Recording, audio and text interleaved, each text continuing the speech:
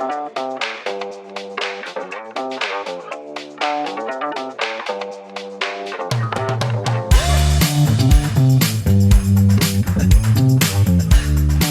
there, everyone, and welcome to the No Grow Go podcast. I'm Matt Jordan. I'm senior pastor here at First Methodist Church Enterprise. And friends, I just want to tell you, I am still buzzing about everything that happened on Easter Sunday. It was just a powerful Sunday all around for everyone that was able to worship with us, for those of us that had the opportunity to lead worship and serve. It was just such a special day. And I'll tell you, it was nearly 100 people that were involved in the worship service itself, greeters and ushers, those that were driving the golf carts, who were all volunteering on Easter Sunday, which as a pastor, I'll just tell you, is a beautiful, beautiful part of ministry. I mean, such a beautiful part. And you may not know this, and we hope that you didn't know this. Some folks did coming into the service, but we actually had a lot of hurdles to overcome in that last few days before Easter. So when we say a lot can happen in 3 days, we really mean it. And I'll tell you why that is.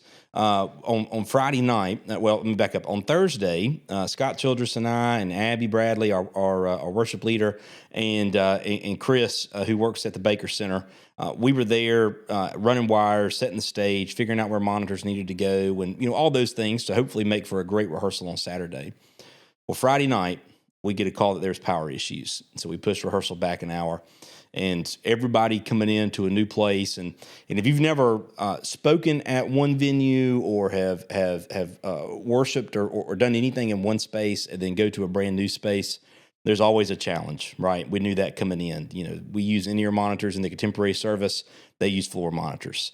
The choir generally sings in the choir loft to the sanctuary. Being able to sit in an auditorium on the back part of the stage, how you inflect your voice and all those things. All of that stuff comes into difference. A different soundboard, a different way they do their setup. We knew all of that coming in, right? We were ready for that experience. And so we tried to make that process go a little faster. But we didn't have power Friday. They got it on about 2 hours before we had rehearsal on Saturday. And we all praised the Lord and said, look, the devil is at us. He doesn't want this to happen. He knows what's about to happen on Easter Sunday and does not want this to occur. And we overcame. Sunday morning, we come in and we had more technical issues. And none of this is the Baker Center's fault. None of this is anybody's fault. It's just what happens. And if you have been a part of our church for any time frame, you know that any worship service or event of First Methodist is going to be met with technical problems. Whether it be a power surge downtown that affects us, whether it be a camera that's on the fritz, whether it be a computer that's been blown, whether it's a mic that's not working properly, we have something every single weekend that occurs. And so none of this is outside of the normalcy of RA. But I give such praise to Chris and the team at the Baker Center and Scott Childress, who helps run our podcast and our audio visual, and all of our volunteers that participated for their patience and working tirelessly to make it happen. Because Sunday morning we had such great tech issues that we had to go into the choir room and borrow a PA system to hook up and run through the board and make it work. And everything worked beautifully and I would say flawlessly for worship on Sunday. And there's so much that's involved in that. But we knew that there was something special about to happen in the way that the devil was really trying to keep us from doing this. I mean, we were to the point we had contingency plans in place if power wasn't able to get back on and what we were going to do. And we were thinking of all the options and none of the options were really great for what compared to Easter morning. And so we are so grateful and thankful for the Baker Center and for their team and for Scott and Paige and Abby and all of our volunteers in the band and our staff that has just put so much work into making that happen. And it was such a special service. And I'll tell you, some of the most special things for me about that service was the way that everybody mingled in the lobby area for so long, of just having conversations with people that you either didn't know or haven't had a conversation with in a while, and opportunities to just take pictures together and love on one another on such a special day in the church.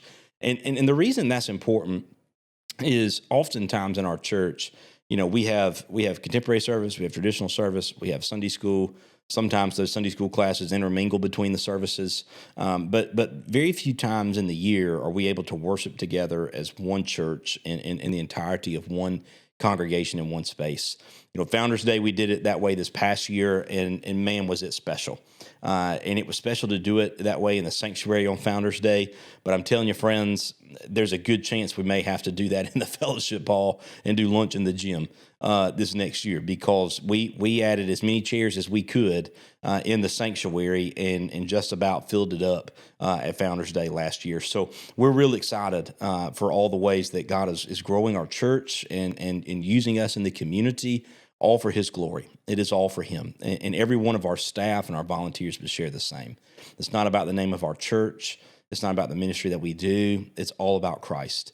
And for that, we give Him praise and glory. And I just tell you, it was so encouraging to see the love of Christ on display in the way we love one another and the way we worship together. And one of the most powerful moments for me at Easter worship, I was, and you all know me, I'm a talker. And if you go to the contemporary service where we're not sitting up front, I'm always out in the coffee area, not because I'm just drinking coffee, I do that, but because I love just being able to welcome everybody as they come in. That's just an important part of ministry to me. And I'm always talking generally with those coming in late and our scragglers that are making their way in, and just having conversations as they come in while we have our first song or our welcome, and as folks are being seated. And so I made it into the Baker Center right after I Know a Name. As I walked in and made my way down to my seat in the front, I could just hear, it was so overpowering to hear the congregation singing. Was so neat and so cool. And from down there, it was as loud or louder than the band. I mean, it was just so powerful to witness. And I'll tell you, I had a professor that had posted this some months ago, and I really believe it, that a healthy and growing church is a place where the congregation is singing, where the men are singing, and where babies are crying. And to hear that, not just every Sunday in the life of our church, but to hear it in such a powerful way on Easter Sunday was so powerful to me. It was just so important. It was so cool to experience and to witness. But a few things that I want to update you on in our episode today is some of the projects that we have going and ways that you can plug into the life of the church if you're looking for an opportunity to serve, why you need to serve, and what it looks like to have involvement in ministry in the life of the church. So 2 updates for you. One, the flooring is almost near completion. When we think about near completion, as you walked in on Sunday in the fellowship hall, you may have noticed that the sound booth still didn't have flooring down, and you may notice that there's some things where it looks like there may be a little gap between the tile and the plank and those things. All those things are still to come. We're hoping by the end of this week that all of that will be completed. But we are thankful and give praise to God that we're able to worship again in the fellowship hall and be in that space and have our normal activities. And it's so beautiful to see the transformation of the floor and how that looks. And so we're just grateful for God for that opportunity to do that. That space, Deborah Owens, our hospitality coordinator, she had done some research, and in her estimation, conservative estimation, that in a given year, that there are about 12,000 people that walk through that space in a given year. And when you think about the people that walk through that space, there are some duplications, but it's people that come in and out. When you think about our average worship attendance for contemporary service, you think about Celebrate Recovery, that has over 110 people or so every week. Our contemporary worship is anywhere from 140 to 160 has been our average in the past 10 or 11 months. And then when you think about Wednesday night dinner with 60 to 80 people coming in through there, when you think about the different events that we host and are able to give back to the community in those ways, like the junior deputy graduation and hosting the graduation for Coffee County Youth Leadership and the New Life graduation, and be able to, we've hosted a couple of retirement ceremonies for some law enforcement officers, and different community events that have been able to utilize our space. There is an enormous amount of foot traffic. And the thing that I've always tried to do is to just have our can lights on and not the fluorescents when people walk in. And I always tell them, it just kind of helps set the mood, right? It just makes it a more somber space. But the truth is, church, I was really ashamed of having a public space like that in so many avenues where you see all the stains on the carpet. So to be able to have a space that we're not only proud of, but a space that's clean, a space that's fresh, a space that's well taken care of, shows that we place value in in keeping up with our property and being good stewards of those things that we have entrusted to us. And so we're grateful and thankful for that opportunity to be able to have that clean space in those ways. Another project that's upcoming. And you may already be seeing some work on this. We're replacing about 46 or 47 windows around the church. And some of you say, Matt, why are we replacing windows? Why is that something significant? Well, there's a few reasons. The first is the windows that we're replacing, or some of them are the original wood framed windows with single pane glass. Okay, so they're extremely old. Some of the wood in those have become dry rotten or beginning that process. Another reason is a lot of those windows are stuck. So that means on the second floor, some of us may be strong enough to break a window or break through a window pane and break the frame and those sorts of things. But in a lot of our areas, the windows are stuck, which means they cannot open if there's a fire or an emergency for us to get out. And we've got plenty of fire exits, so don't think that things have been unsafe. It just helps us to be more safe in that capacity with some new windows. The other reason is when you think about utilities, power, juice, electricity, whatever words you want to use. Those single pane windows have nothing in between them. They are not energy efficient.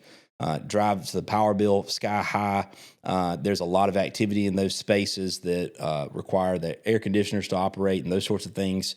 And in the middle of the summer and things like that, when you have these single pane windows that have no barrier, they don't have gas in between the panes, they have nothing, then what you find is high energy bills, which increases cost of operations. So our prayer is that this is also going to be a way to help us take down not only the AC usage, because you're able to keep a little more sunlight out and a little more heat out, but also to be able to take down on cost of power with all of that much stuff coming in there and heating the space up and those things. So those are the reasons why we're replacing that. And the other, you can only put so much paint on a window before it looks bad.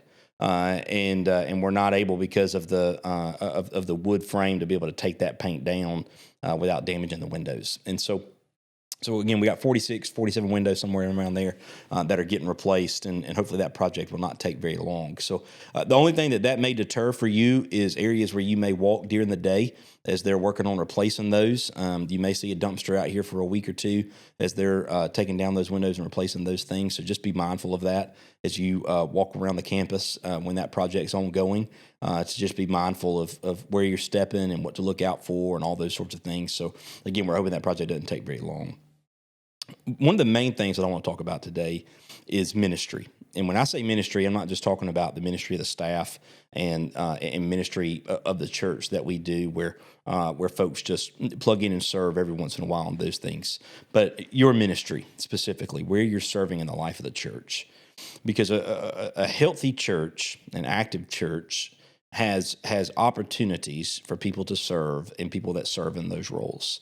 So often the statistic or the adage, whatever words you want to use, that has been is that 20% of the people do 80% of the work. And what that means is you generally have a core group of volunteers, and that's what they do, right? That is the ministry that they participate in, that they lead, that they do. They're always the ones that are asked because they're the most dependable. You know they're going to be there. You know they're going to do a great job. You know, all of those things, right? And they're the first ones generally to raise their hands. And that's good, right? That's good that we have committed people to do that. And this is not just our church, but just in general for churches across the world, especially in the U.S. But there's something that is really, really important about increasing that number of people that do the work, not only because of factors of burnout and those things, but because it gives people opportunities to serve.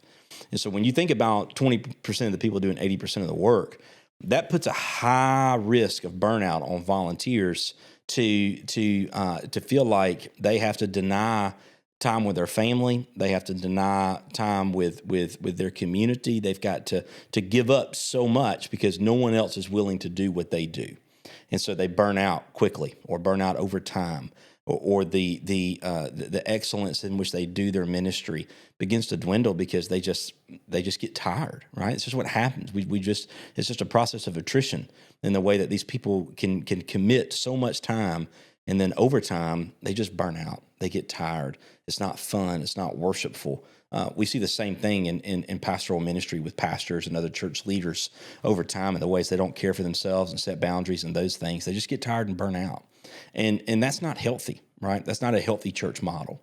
And so you may have noticed already, if you're already serving and volunteering, that there are new people that we're trying to rotate into opportunities of service, whether it be rotating them in as ushers and greeters, whether it be rotating them in the worship band or in opportunities of worship in the traditional service, or in the way that we rotate people in avenues of the sound system and the AV and all those sorts of things. We're already trying to take steps to do that, to give more people opportunities to serve. And there's a few reasons for that, right? Other than the burnout, right? One is people love to serve. People love to find avenues to serve in the church. And yes, things have changed over the past 20, 30, 40 years. People's schedules are busier than ever. If they have children, they're generally wrapped up through the week in the evenings, especially if they have multiple children. We have some families who mom and dad, I guess they flip a coin. I'm not to that stage yet with the boys, but mom takes one or two kids to their practices and their school events, and dad takes the other kids to their events and to their practices and whatever it may be. And then they meet somewhere for fast food in the middle, or someone picks it up and they eat it at home or at whatever ball field they find themselves on. And that's not just travel ball. That's generalized recreational sports in the city that are healthy and great for kids. That's anything from school plays and practices and all the other things that are involved in that. So people's time is something that is even more difficult to give, which is one of the reasons we do this podcast, right? We've shared that before, that we want to help keep that connection from Sunday to Sunday with folks that can't come physically on the campus during the week. And so when you think about that, that means that people oftentimes have less time to give in a greater position of consistency, which may mean where in the past the expectation was you serve in this role every single week, every Sunday or every Wednesday or every 2 days a week or whatever it may be. And there are people in our congregation and in every congregation who can do that, right? Who can make that commitment. If they're retired, if they work from home, if they've got that kind of flexibility with their work schedule, and some who are just willing to give up other things to do that. And that is great and honorable, and we give God praise for people with a heart of that nature. But in the same sense, things have changed to where the goal is to get people to serve in varieties of positions in the church, which means that if someone is greeting on one Sunday a month, or if someone is serving as an usher 1 or 2 Sundays a month instead of 4 or 5 out of the month, or if they are volunteering in the AV booth, a sound booth, or if they're volunteering at Respite or CR, whatever it may be, and they can give up one night a month for that, we need to praise God for that. They are able to give up a time that they can serve, and we need to be grateful in that capacity that they can give those things up for the opportunity that they have to serve. There's a statistic that shows that visitors who come to your church, when they get plugged into a small group, like a Sunday school class or a Bible study, wherever it may be, and plugged into service, they are over 5 times more likely to remain committed to that local church. In the same vein, when they don't have those opportunities and they just come on Sunday mornings and that's it, or they just come on Wednesday nights and they don't have an opportunity to plug in to serve, they don't have ownership in the life of the church. They don't feel like they have a voice. They don't feel like they have a role. And oftentimes they find other places to worship where they can get plugged in. And so when we think about ministry and service and volunteering, again, you may be noticing that we're trying to incorporate more people into some consistent positions of volunteering, even if that means rotating people that have served in these roles for years and years and years, right? And my assumption, expectation, my hope is that no one sees that as a takeover of ministry, but instead sees that as an opportunity to rest and an opportunity to lead and mentor other people in those roles of leadership. When you think about someone that serves in a role in the church, let's just say they serve on a Sunday morning in a consistent position, and they've served in that position, in that same place, in that same opportunity in that same space of volunteering for 30 years, right? That is a phenomenal feat. That is a great thing and a rarity in 2026. But here's the danger.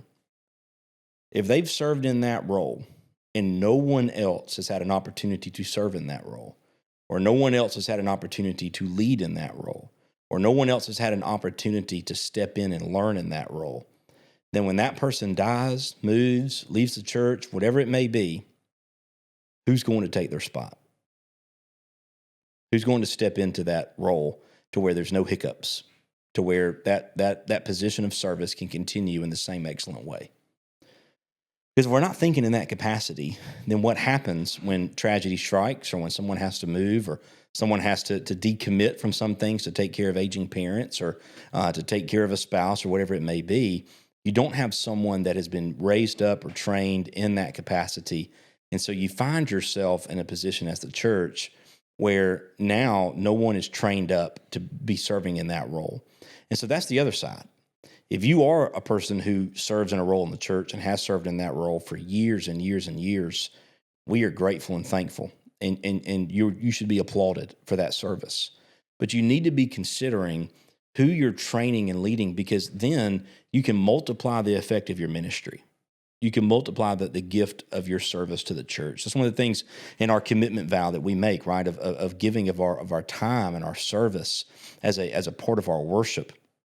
And a great way to multiply that is how we train other people to take our role in that capacity, of how other people have been trained to step into that same capacity.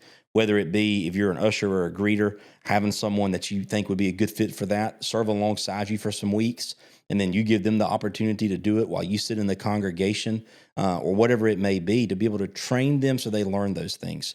Or maybe it's in the avenue of serving in the teaching of a Sunday school class, or the teaching of a small group. Maybe you teach, and that's what you love and what you love to do. I encourage you to find someone in your class that you can train up to learn in those same capacities to be able to teach. It's because what happens when you need to go to somebody's graduation? Do you cancel class, or do you have someone that can step in and teach that class?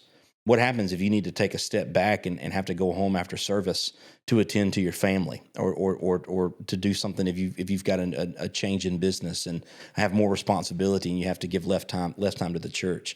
What happens to that class? What happens to that ministry? What happens to that position of service? Because your service to the church is great, but that role that you're serving in is a role that the church does not want to lose, right? The work that you've put into that ministry is something we want to value. And the greatest way of placing value in that ministry is having other people that are trained up to step in and take those reins, which is why it's crucial to be thinking about who you can mentor and lead.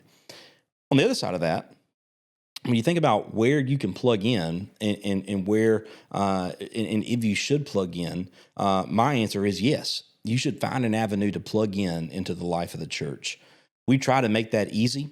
We probably don't do a great job of that. That's a difficult task to do, because when we look at ministry in the church as the staff, right, we look at all the varieties of the ministry that we have in kids and students, respite, stars. We look at Sunday school classes. We look at greeters and ushers and audio visual.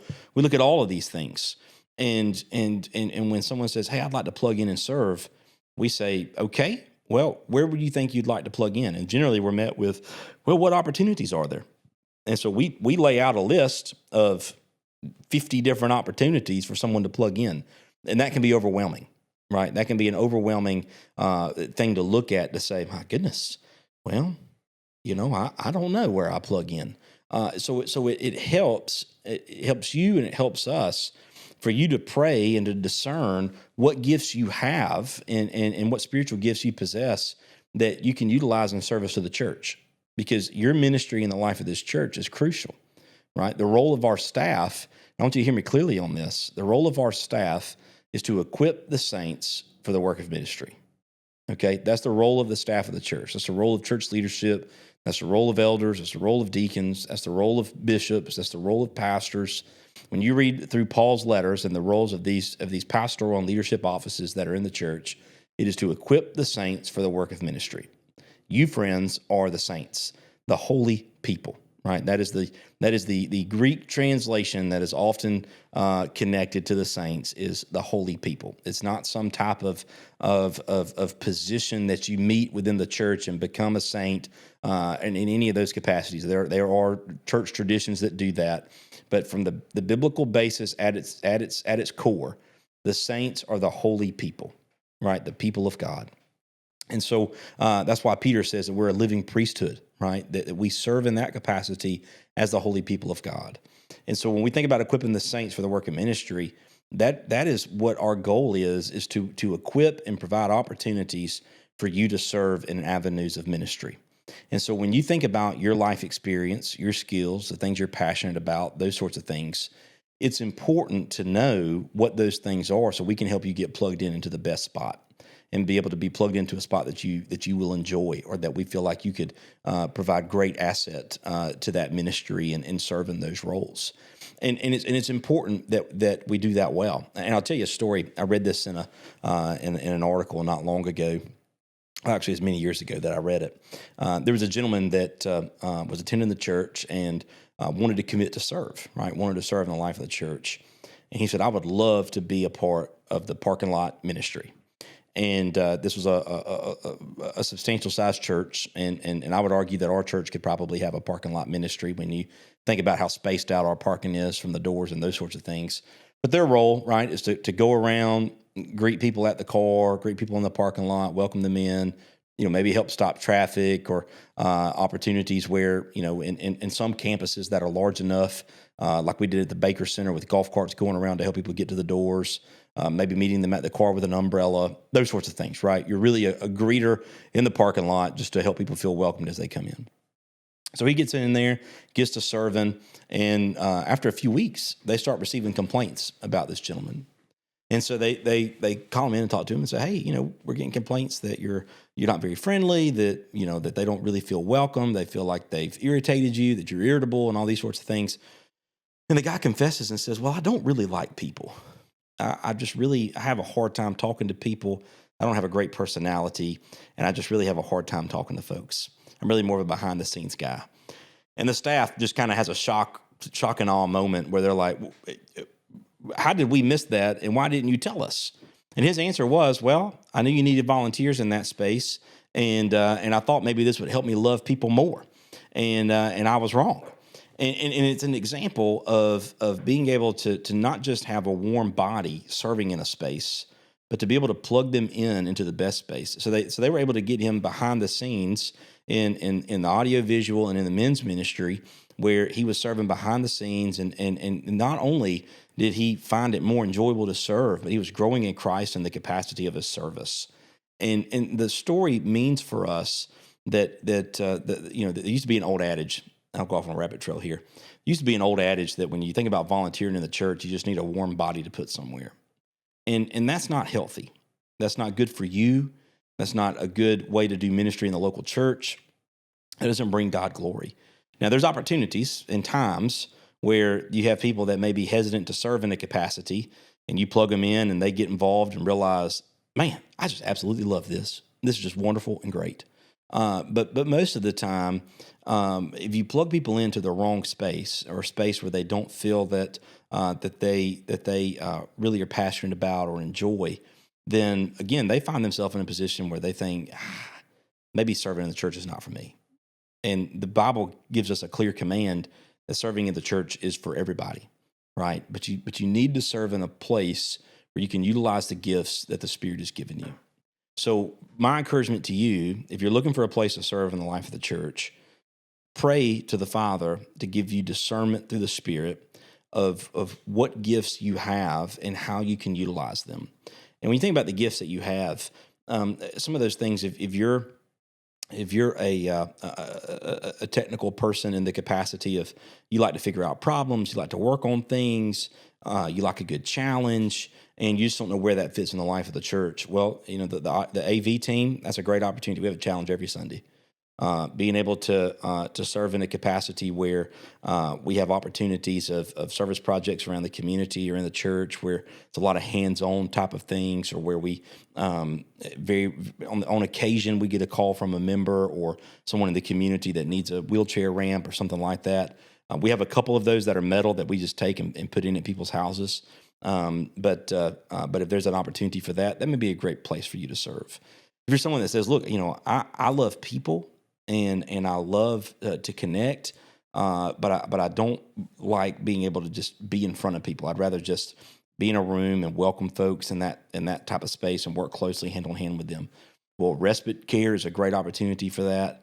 Celebrate Recovery is a great opportunity for that. If you're a teacher and say, look, I love to teach, but listen, I don't enjoy teaching those that are below pre-K. I really like to teach those that are older students that can go to the bathroom by themselves efficiently, and those that can ask good questions and know how to sit and listen and those things. I was an elementary school teacher for years, and I just love that, and I miss it. I'm retired now. Then we need Sunday school teachers, right, for our kids ministry. We need Sunday school teachers and small group teachers for Celebrate Recovery. We need teachers in our youth ministry and volunteers who love students and want to see their lives transformed, even if you don't have a kid in the program. So there's opportunities for you to serve no matter where you're at. But when you pray and discern what your experience has been in life, what you get the most enjoyment out of, those sorts of things, then opportunities come about for how you can get plugged in and connected in the life of the church. I want to speak again to those that already serve in the life of our church. And I can't express enough the gratitude that the staff and the whole church has for your service. For those that have taught Sunday school for 20 or 30 years, for those that have served as ushers and greeters and have served in a variety of areas in ministry, and all of those things, right? Whether it be in men's ministry or whether it be in senior adult ministry or whether it be you're a founding member of the respite ministry or whatever it is, right? If you've served in a role in our church for a substantial amount of time, that is crucial and so important. But when we think about the unity of the body of Christ, there is something really, really important that I want you to hear. If people don't have opportunities to learn how to serve in the appropriate ways in those ministries, if people don't have the opportunity to step up and become leaders in those opportunities of ministry, if they don't feel like there's a place for them to serve because you've got it, or I've got it, or, we've done this, we've got this, we don't need anyone else to serve in this role, then I'm telling you, friends, the unity in the body of Christ becomes broken. Not only does the unity in the body of Christ become broken, but we find ourselves in a position where we just have denied someone the opportunity to serve Christ in a position they feel like they could serve him well. And that is a great danger, a great danger.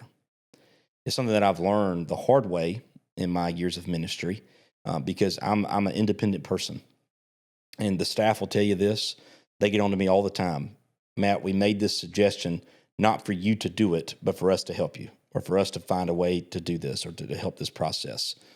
Just one of those moments in the past few weeks, we've been having a discussion on our policies and procedures of the church and volunteering and serving and all these types of things, all the fun stuff of church ministry.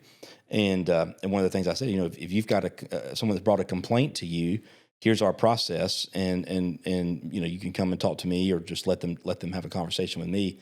And some of the staff said, Matt, this doesn't need to become your problem. Yeah, there's a time where, as the senior pastor, you step into this, but help us be equipped and help us to learn to take that off your plate, right? So I'm the pot calling the kettle black in a lot of these capacities because I'm one of those that I've got it. And my wife will tell you, my mother-in-law will tell you, I'm the one that I will say yes, and I can do it, and I will burn the candle at both ends to try to make it happen. So I'm learning just as much as the next guy.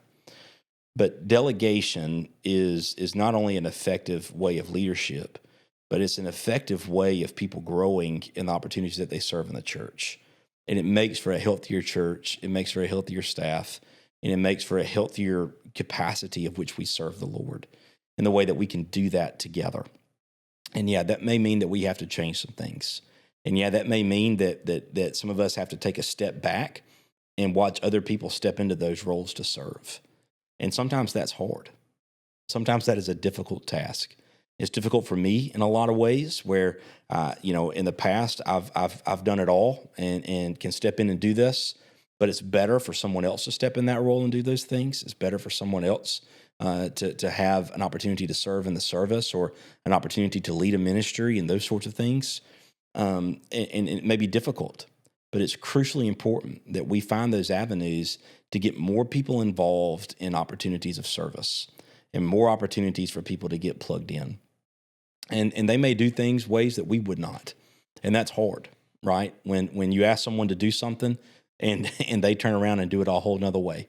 I saw this TikTok of a dad who owned his own business, and his son was complaining about not working and all these sort, all the types of things that teenagers complain about. And so his dad had him work. He wanted to be the boss at this company one day, and so his dad had him working in the company. He just loaded all these refrigerators in a box truck. And his dad comes in and says, "All right, well, you want to be the boss? Let me give you a boss-sized problem." He said, "This driver has to go and pick up a delivery, but this truck's not being used. So what do you do?" And the easy answer, right, is, well, let's just switch out the keys and let the guy that needs to go pick something up take the empty box truck, and the guy that needs to make the delivery just drive this one. Well, instead, the young man, he goes to taking every refrigerator out of the box truck he just packed and moved it to the one right next to it. It worked. It happened. Everything got delivered and picked up, but the process could have been different in a lot of different avenues. The dad sat back and watched him and let him do it. There's some learning that is involved in that. And what's crucial and important is that's the decision that young man made, and now he has ownership of that decision. When we think about it in the opportunities of ministry, in the way that we serve and the ways that we utilize the ministry of Christ that He's given us, when we delegate a task to someone or we invite someone to serve in that role, it may be different than the way we do it. But it also means that our way is not the only way. The expectation and the way that we have it is not the only way. They may do it a different way that's better. They may do it in a different way that we wouldn't do it. Doesn't mean it's bad, doesn't mean it's wrong, doesn't mean it's ineffective, it just means it's different. And we have to be mature enough to be able to say, them getting the opportunity to serve, to learn how to lead, and to learn how this role in the church works is more important than it being done my way or the highway. That's how people learn. That's how people grow. That's how leaders develop in the life of our church, through diverse opportunities to serve. So when we think about ministry as a whole, then we think about the ministry of the church and opportunities to plug in. Just to sum this up for you, so we've talked about a lot. Pray about what gifts the Lord has given you and where you think that plugging in the church is most beneficial to you. If you already serve in a role in the church, pray about opportunities to develop leaders and volunteers around you that could learn from your years of experience. And as you pray about how to lead and develop them, it's okay to give up opportunities for you to serve, for them to learn to serve. It doesn't mean that you retire from that position. It doesn't mean you're giving up that leadership role. It means that you're being a better leader. It means that you're giving opportunities for other people to serve. And it means that the legacy that you have made in your area of service in the life of the church will continue. Because what they're going to say is, I've been in this role for 5 years, but John Doe has served the church in this role for 30 years and has taught me everything that I need to know, and can blow more knowledge on a napkin when he blows his nose than I know in the things that he's taught me. Your legacy will live on in that capacity, in the way that you give opportunities for others to serve. I'll tell you this quick story. It's a book by the Fuller Youth Institute. It's called Growing Young. And Fuller Youth Institute out of Fuller Theological Seminary in California did research on, I want to say it was 100 or so churches that had youthful congregations. And when I mean youthful congregations, I mean churches that have young families and young adults actively serving in the local church. And they found these churches. They did research. One of those was actually Brad Good's church in Santa Rosa Beach, Good News Church, Good News Free Methodist Church. And what they were surprised, and as a matter of fact, I had a conversation with the gentleman. I think his name was Stephen Young, who leads that Fuller Youth Institute, and led that research at a conference. And I asked them if they were surprised, because I said I would assume most of these are non-denominational churches or mega churches, or when you think about the hip church where young people and young family just seem to just pile in on because of the music or the lights or whatever temporary thing that we want to say it is, right? But what about the traditional churches? And he said we were actually surprised that was the fewest number on our list. He said there were some, of course, but that was the fewest number on our list. And the things that they learned was that the churches who were giving keys, and you think about hypothetical keys to those that are young in their congregation, that those youthful people were more engaged and committed to that local church because they were giving keys away for our people to have ownership, buy-in, and opportunities to serve even at their young age, that they were giving them those keys. They told a story of one church. It was a small church, and they asked all the young people why you're here. And I can't remember the guy's name. Let's just say it's John. And they said, well, we're here because of John. And Fuller thought, well, John must be this youthful guy that communicates so well to them and all these things. He was a layperson in his 70s or 80s who loved the young people in the life of the church. He came to everything that they had. He served in their ministry. He helped teach them about life skills, just mentored them and loved them at his older age in the way that he reached out and supported those that were younger than him in the church. And he gave them opportunities to lead and to serve in the ministry. It's not complicated, folks. It's not complicated.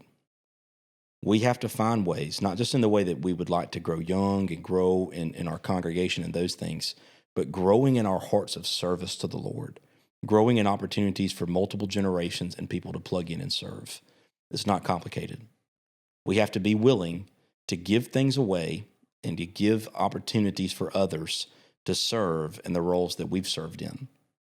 And we have to give new opportunities for people to serve in new ways and new roles, whether that be in cleaning the kitchen, whether that be in Deborah's Mary and Martha group of finding avenues to serve, whether that be in helping with funeral meals, whether that be in respite, audio, visual, CR, being a part of the choir, whether that be serving as a greeter or an usher or serving on a committee or serving in any variety of ministry, whether it be student ministry, kids ministry, a Sunday school teacher, a volunteer, whatever it may be.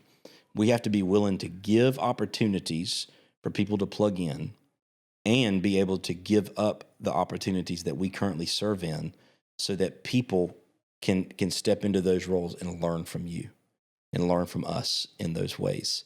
To give them a spare key, if you will. It's still yours. It's your ministry that you serve Christ in this local church, but you're giving away another key for others to serve in that role as well.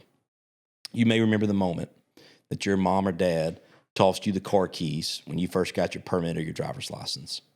I'll never forget those two moments for me. I came home. It was April the 25th of 2008, 2009, somewhere in there, and I just received my permit. And my dad tossed me the keys. We were running to the grocery store somewhere. No, we weren't running to the grocery store. I'll tell you where we were going. Let's tell you a little bit about my raising. We were going up to the lake to get the millful that had come up to the ramp so we could put it in our composter to put on the garden. And Dad tossed me the keys and said, "You're driving." Keep in mind, I have yet to drive on a 4-lane highway. I mean, I grew up in the country, so I was driving at like 12 and 13 around the yard and at the hunting club, and the golf course was a mile down from our house. Dad would let me drive out there. And I was 15, brand new in the driver's seat legally. And we hopped on a 4-lane. We were going 65 miles an hour, fastest speed I'd ever driven at that point, and it was pouring down rain. Most of my driving had been in my old Dodge truck. I was driving my dad's little Ford Ranger. I was nervous as could be.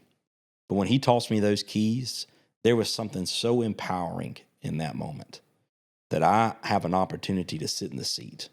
I've got an opportunity to do something that not everybody in the world gets to do until they reach that age. it was really like a rite of passage in that moment. The second time was when I turned 16. I got home, and the old Dodge truck was our work truck that became my first truck. And I called my dad on the way home and said, look, hey, I got my driver's license. I'm ready to roll my own on the road.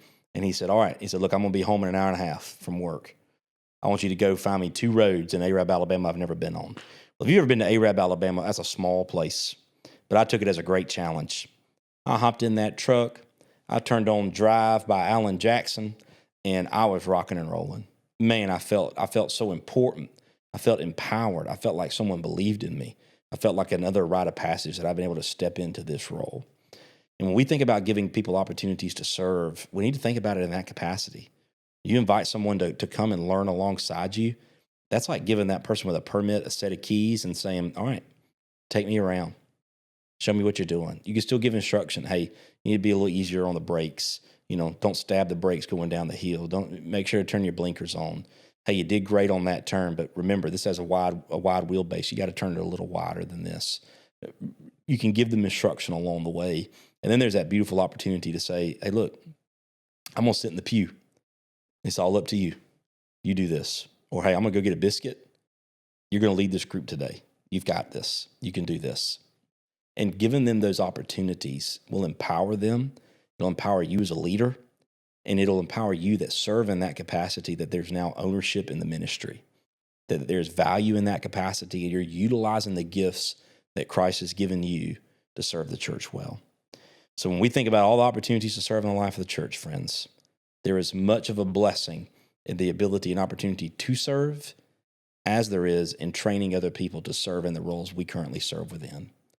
If we're going to grow as the body of Christ, in the unity of Christ and the unity of the body, we all have to understand that we are to serve in the ministry of the church and to train leaders up to serve in those same roles.